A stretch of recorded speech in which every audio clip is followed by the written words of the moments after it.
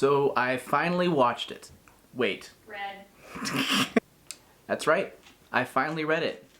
Several months after this phenomenon actually came out, I have read it. And what I think is...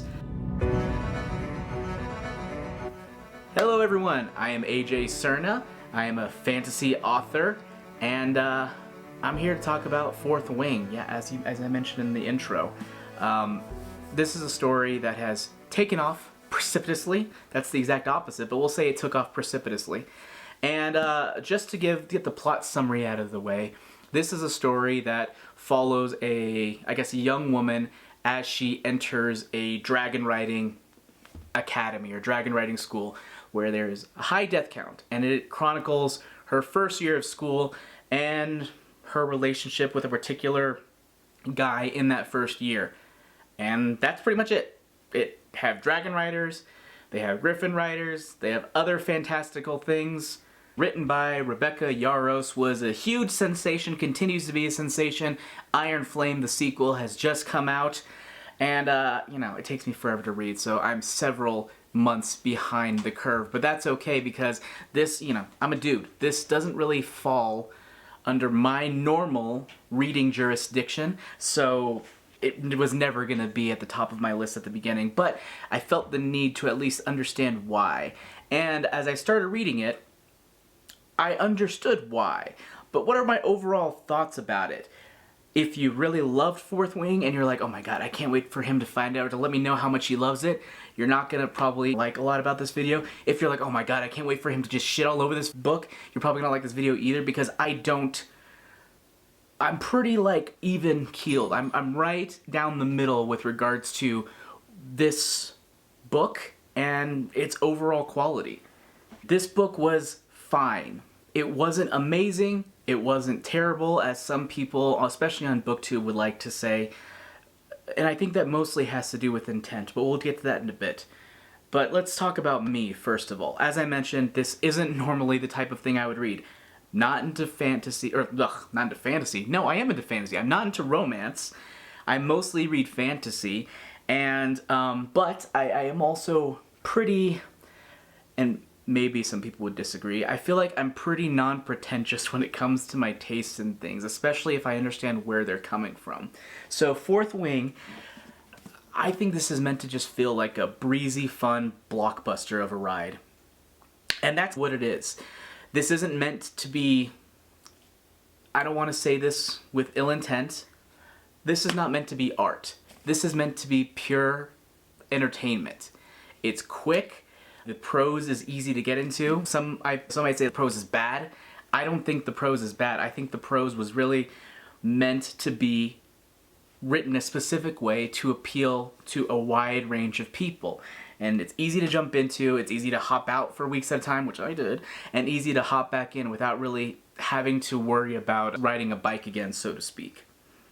It doesn't try to be literary fiction. This is not trying to be Lord of the Rings. This is not trying to be the next big thing. Well, I guess it is trying to be the next big thing, but the next big thing in terms of high art. And I don't think it should be judged as such. I'm sorry, we love to do that. We love to see, have everything measured by the same measuring stick. I don't think that's really constructive, because not every piece of writing is written for that purpose. Some people just want to be entertained, and that's exactly what this is. This is an action-heavy romance with a couple of extra spicy sex scenes in it. Does it succeed on that? The numbers speak for itself. Obviously, this is a huge sensation. People are loving it, and they're having a good time. So who am I to say, hey, you know what? You shouldn't be having a good time. Because if you're enjoying it, fantastic. There's no negative side to you picking up this book, reading it, and having a good time. That being said, I think it does have some specific problems. As I mentioned before, the prose, not the greatest, but I think, again, it accomplishes what it's supposed to. I think that pretty much, that can be said about almost every aspect of the story. The characters are very archetypal. You have this main character who is insert in a way, kind of an insert character, but she also has an underdog archetype because she has a sort of disease that makes her easy to break, so she has to overcome those odds. So in that way, it's almost a progression fantasy type story where we see her over time get stronger as she becomes a dragon rider and bonds with the dragon and all of that fun stuff.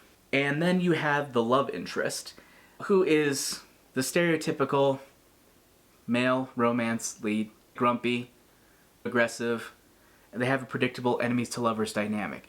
And I think that's probably my biggest criticism initially, is the huge enemies to lovers. The main character is kind of dumb and doesn't really... He's never really an enemy. She just thinks he is the entire time.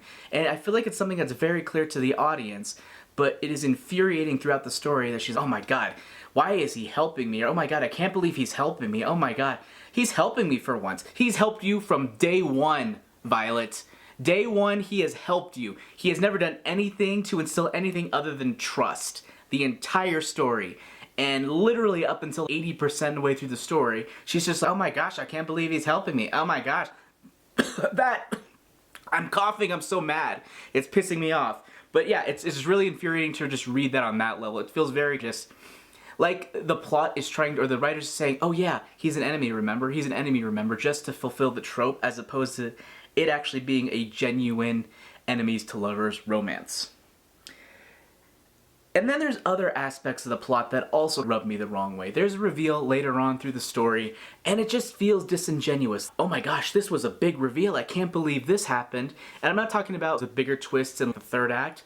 I'm talking about earlier than that, when it's like something about Xaden is quote-unquote revealed, or at least the main character acts like it's a reveal, like the reason behind, I'll just say, his scarring.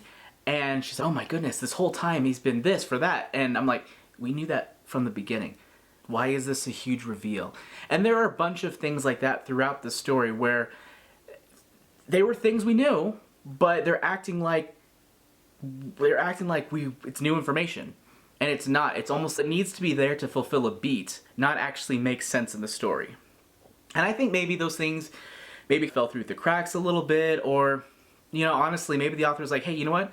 It accomplishes what it's supposed to, it's good enough, and hey, like I said, people seem to really like it, so there's that. You know, overall, the story itself, very predictable. You know what's happening. You know when characters, oh, that character was introduced, clearly they're gonna die, or, oh, this part of the plot's about to happen, and I'm never one to be like, oh, if it's a predictable plot, it's bad. So again, it follows the beats that it's supposed to in this type of story. And I think that's something that is totally fine. You have genres where it's like they are supposed to follow specific beats. Audience members, readers, whatever, a lot of times when they're huge genre readers, they are only happy if a story fulfills specific beats. And I'd say this one accomplishes it pretty well. The character arcs are completely predictable. Maybe there are some surprises here and there with regards to plots, but it's still, even there was a part near the end where a certain twist happens and I was just like, I'm not going to go there and go, oh, I saw that coming from day one. I'm not one to really guess things, but when it happened I was like, oh yeah, okay. That makes sense. Sure. Yeah, okay. I'm not mad about that. That works for me. It got me in that way. So overall, it's not a bad book. It's pulpy. I can see the overall appeal. But more than anything, I think this book was very deliberately written to appeal to newer readers. And I can't stress this enough.